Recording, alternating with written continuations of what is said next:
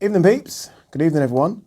All right, let's see what there is to talk about from the world of boxing today. Before we do that, don't forget to hit that subscribe button if you guys are new to the channel. Don't forget as well to like and share the vid. All right, let's start with this one. Mike Tyson, money from the Roy Jones fight still held up. I don't think I'll ever fight again. That's crazy. If Mike Tyson hasn't been paid in full for that fight, bear in mind that fight was November 2020. That's a disgrace. Because that fight would have done really good numbers as well. I remember there was a lot of hype. Remember that hype around that? It was crazy. I actually thought that was going to start off some, I don't know, this is wrong the way I'm going to phrase it, but almost like ex-fighter league. I honestly thought it was going to do that. I thought, Oscar was talking about fighting Vitor Belfort, do you remember? And then he pulled out. Evander Holyfield came back, it looked really bad. We don't want to see that again. But I thought there might be more of those type of fighters, maybe just coming to the end. There's talk about Bernard Hopkins fighting. I thought it was going to kick off a lot of that. And there's a lot of interest for it to kick off that. And then it just kind of stopped, didn't it? There was talks about Miguel Cotto having a fight. But that's crazy. If Mike hasn't been paid, that fight was on Triller, right? That's a disgrace.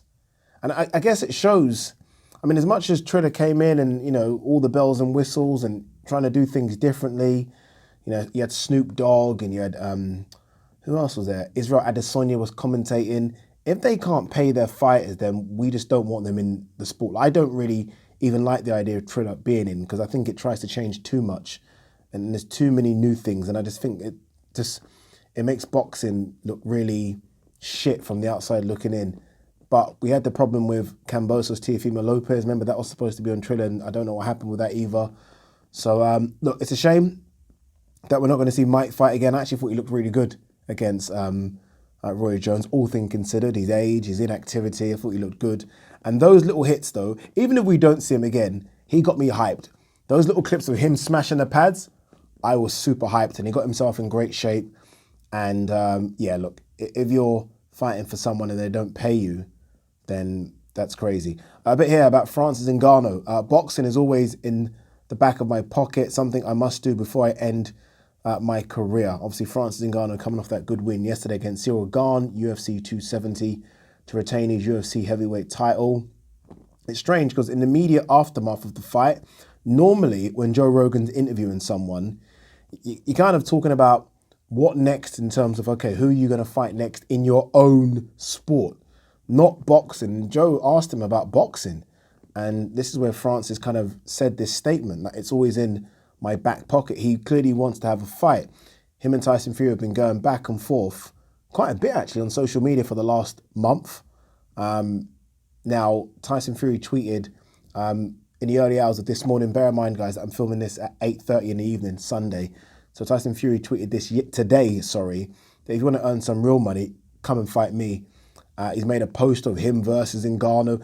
Ngannou's responded already as well. So before, I almost thought like, because we've seen things like this before and it never really materializes. I've got a hunch that this could happen for a couple of reasons. There's no one for him to fight in the UFC. The only name that's out there that is worth anything is John Jones. We don't know what's going on with John Jones when it comes to the UFC right now. He hasn't had a fight since, I can't even remember. He's clearly going through issues with the UFC as well regarding fighter pay, which is another reason it might happen. So there's no one for him to fight in the UFC. There isn't. For Tyson Fury, I don't know what's going on with this Dillian White thing. I have no idea what's happening. And Tyson Fury seems to have no interest in it either. He's talking and tweeting more about fighting an MMA guy than he is about his WBC mandatory. And I guess that says a lot about his interest in fighting Dillian White. I'm not having the thing of, Tyson Fury's scared of Dillian White. No. It just doesn't seem to want to fight him. I don't know if it's a personal thing and he doesn't want to give him a payday or give him an opportunity, but for whatever reason doesn't want to fight him. Tyson Fury fighting Ngannou, so I was going to say Dillian White there, but Tyson Fury fighting Ngannou in America makes sense for Tyson Fury. It's an easy fight, it really is. Don't let anyone tell you it's a tough fight for Tyson Fury. Don't be stupid. It's an easy fight. He makes a lot of money. The fight will do good numbers in America because I think it will be a co-promotion with the UFC. That's the only way it's going to happen. And it'll be promoted well.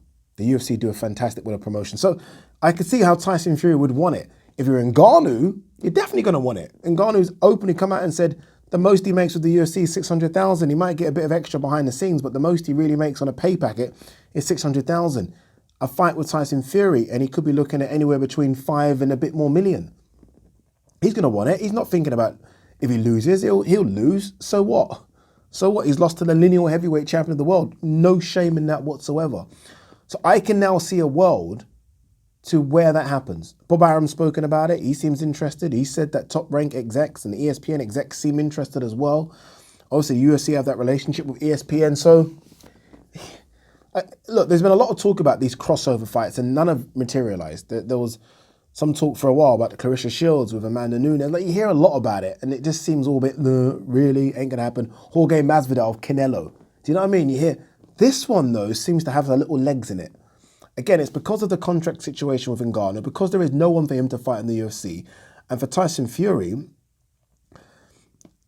there might be room for a fight just because of the arbitration that's going on with Dillian Whyte and the WBC. So there might be a space to have a fight in, as Frank has always been talking about this date, in March. Now, I don't know. Another couple of issues that might hold the fight back is that Ngannou has come out and said, look, I think he said he tore his MCL or ACL or something. So Ngannou's injured right now as well. So look, I have no idea, but I will say I'm more thinking a fight could happen than I was a couple of weeks ago. I was like, don't be stupid. There's now a bit of something in it for me. Look, once money can be made doing something, there's always room for it to happen. And I think they'll look at the numbers. They'll look at what Ngannou did against Cyril Gane. Might have done around 300 to 400,000 pay-per-view buys, which is it was not even promoted or pushed by the UFC, and it's two non-Americans fighting as well. That's good numbers. I don't think they'll work out that, they can make good numbers between Tyson Fury and Ngannou in a heavyweight title fight. Or a title doesn't have to be on the line, just a heavyweight fight. We'll see how it plays out, but I have a feeling that this isn't as far-fetched as maybe some of you think it is. I think there's some legs in it, I really do. I'm not saying I want there to be, I just think there is some legs in it. All right, let's talk about the fight that happened in the early hours of this morning. Gary Russell Jr. versus MAGSAYO, I think the pronunciation is. I know some people said I butchered it. Sorry, apologies if I have. I did say that if Gary Russell Jr. isn't at his absolute best, if he's not in his A game, he loses. Now, I wasn't factoring in the fact that his shoulder could pop out in the fight. That's kind of what happened. He had a shoulder injury. He did say in the lead up to the fight that he was injured, which makes me feel like, why are you fighting then? You're almost cheating the fans a bit. Like, look, most fighters go into the ring with niggles. We know that. But there's a difference between going into the ring with a niggle and an injury that you're very well aware of that could hinder you in the fight. Does that make any sense? It's a bit like when David Haye went into the fight with Tony Bellew, and he obviously clearly had an Achilles problem. I think you're cheating the audience.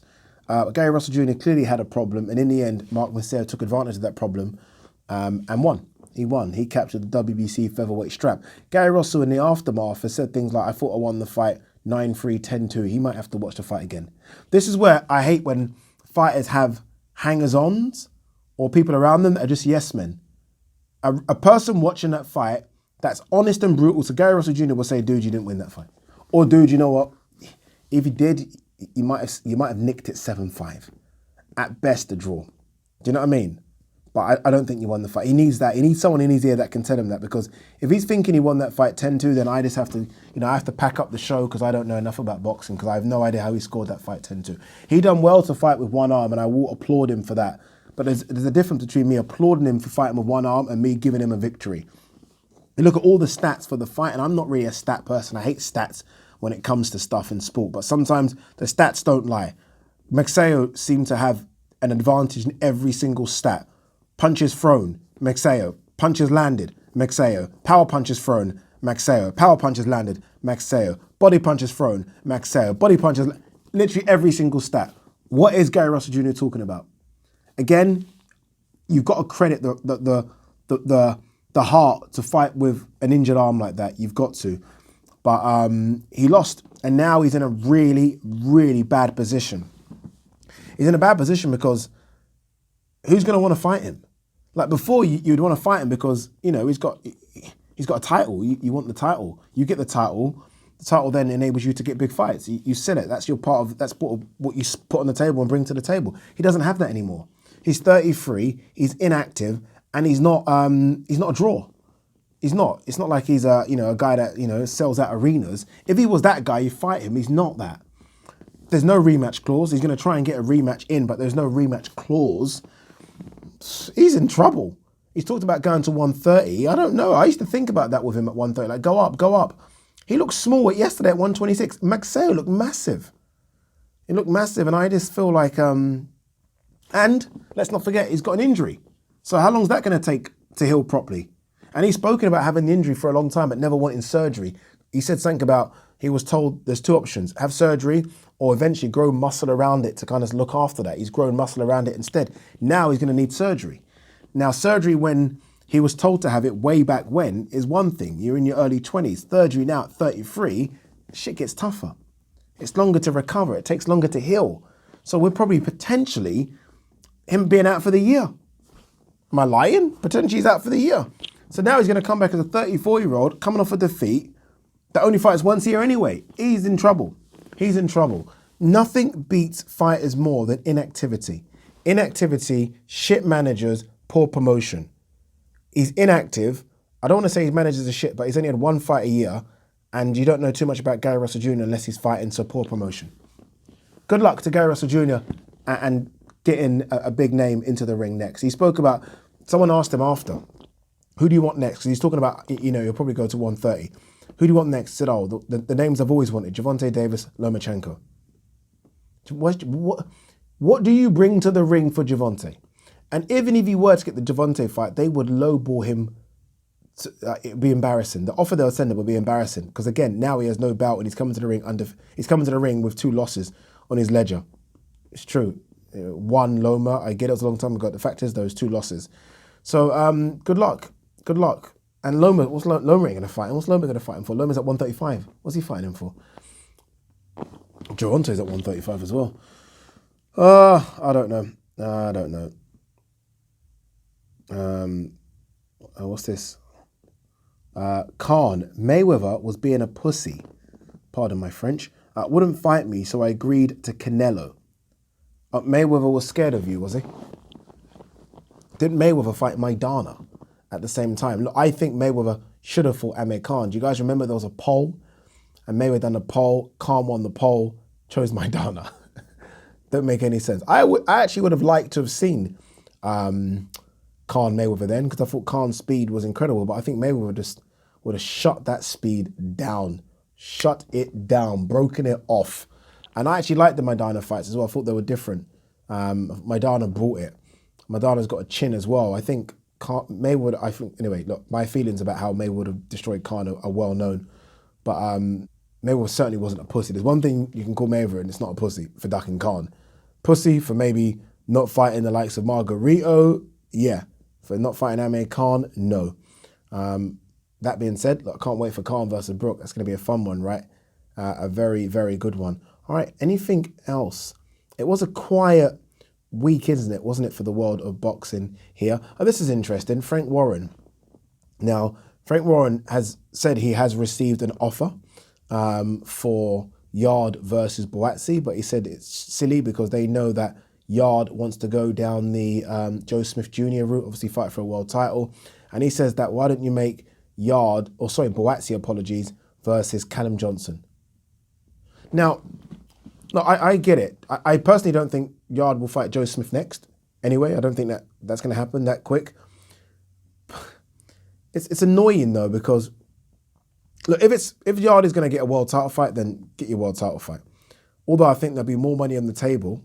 I don't know the stats here, but I think there'll be more, I don't know the figures, but I think there'll be more money on the table for a Yard Buatsi than a Yard Joe Smith. Albeit but there'll be money and a world title on the table, so that might be more than just money. Does that make any sense? Like a money plus world title equals a lot more than maybe just money. And the money for Buatsi isn't going to be that much greater than the money for Joe Smith. But we as fight fans, like you could put the poll out right now. Put the poll out, and I tell you now, if it's to put a poll out of what fight do you want to see next, Yard versus Joe Smith, Yard, Boatsy, Callum Johnson. I'm telling you now, Yard, Boatsy will probably take about 80% of that poll, which tells me there's a lot of money in that fight. People want to see it. It's interesting. It's got intrigue. Him suggesting Callum Johnson. I do not want to see Boatsy, Callum Johnson. It's not a fight that I thought about like, Boatsy, Callum Johnson. No, it isn't. And that's not a disrespect to Callum Johnson. Callum Johnson might beat Boatsy. It's not a fight I necessarily care about now. The fight I care about now is Boatsy versus Yard. That's the fight I care about now. It's so interesting how this works because on the one hand, Eddie will send an offer for Yard Boatsy and that gets shoved away. Eddie doesn't send an offer for Ben Avanesian and Frank Warren says, oh, why didn't he send an offer for Avanesian? But like, can they just not sit down and fucking work together? Do you remember when they were supposed to have this drink or dinner or coffee, whatever it was? Remember that? They need to do that because they've both got fighters on both of their stables and we want to see their fighters go at each other. And Yard Boatsy is probably the biggest one. It probably is the biggest one. I don't know, man. Shame. It's a shame. 2 secs.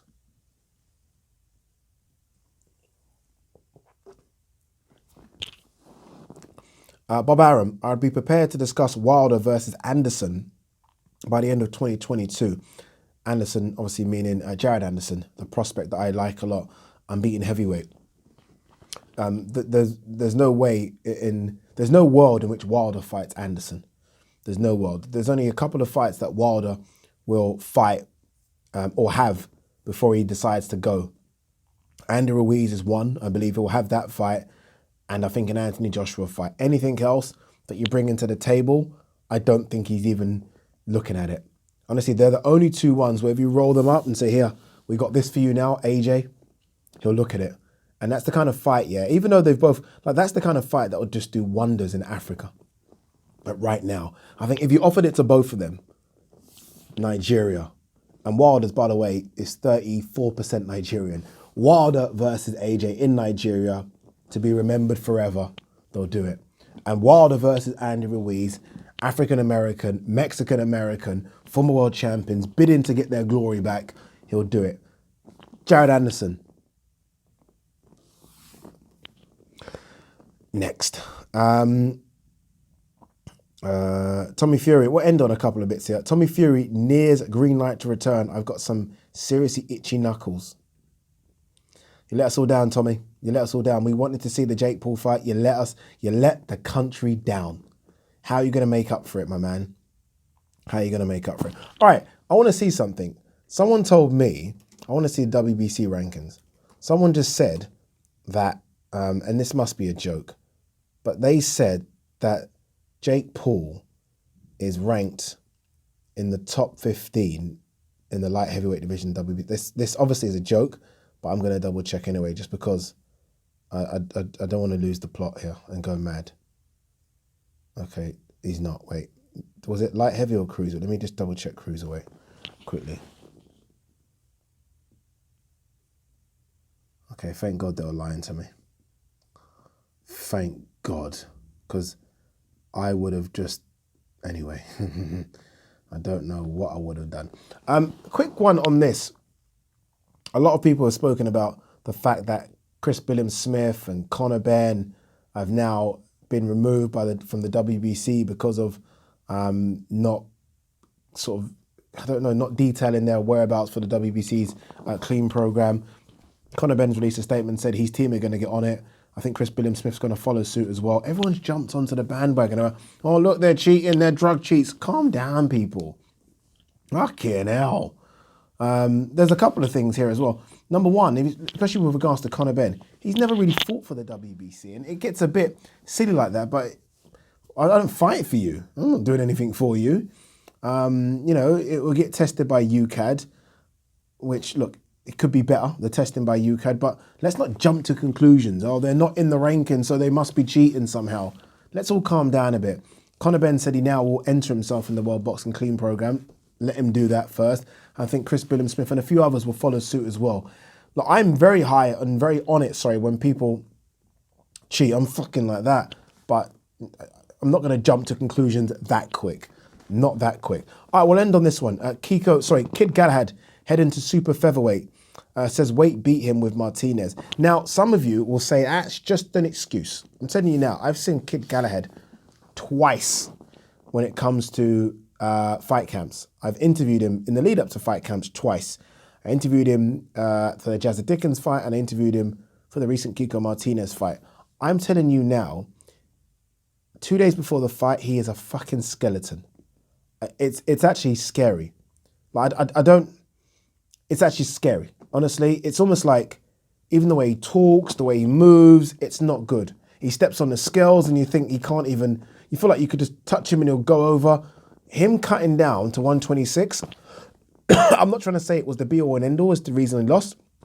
He got hit with a shot that at 130 might have put him down, but it definitely contributes to the fact that he can't take a punch at 126. He struggles. And I think a 130 move will be good.